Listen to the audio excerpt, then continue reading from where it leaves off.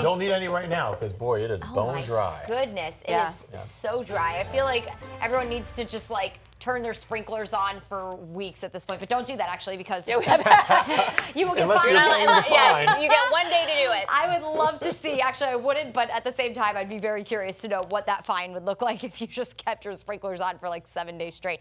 I'll tell you, I've been seeing in my city the city vehicles patrolling around neighborhoods and stuff to make sure that you are following those restrictions. It is very important. We do really need rain. Our drought extremely bad across the area, severe across the area, and I do expect it to get worse. We will get a new drought monitor update today, by the way. I don't expect it to change all that much from week to week, but it is going to progressively get worse, especially very minimal rain in sight. All the rain and even some more flooding expected out to our west today and up into the Midwest. Here at home, even going into late next week, it looks like we'll be one of the few spots across the entire state that receives extremely minimal rain. The Panhandle is going to get rain. The Atlantic Coast, South Florida, look at the Tampa Bay area, pretty much our whole viewing area, very minimal rain. Maybe some of our inland communities and areas south of I-4 through next Saturday could pick up 1/10 of an inch of rain, but again, slim to none expected for the foreseeable future. Here's a look at satellite and radar. We do have a weather system out to our west right now.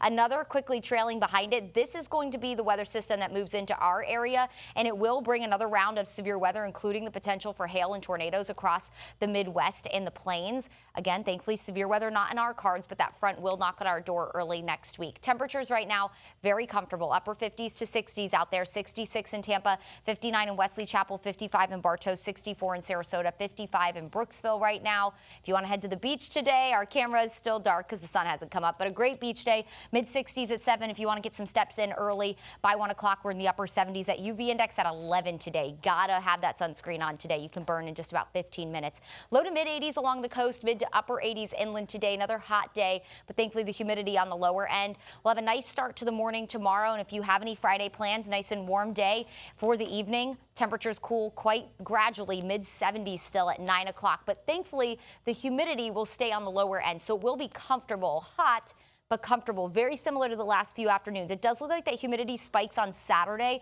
so as our highs go near 90, it's going to feel a little more sticky on Saturday, and then there's that drop off behind our next front. This next front really isn't going to bring us any rain. What it's going to do is drop our temperatures and drop our humidity. Let's take you through Futurecast. So that high is going to maintain control through the weekend. That'll give us highs near 90. Our dry weather continues. As that weekends and that front moves in, it's going to be breezy and we'll have more seasonable temperatures.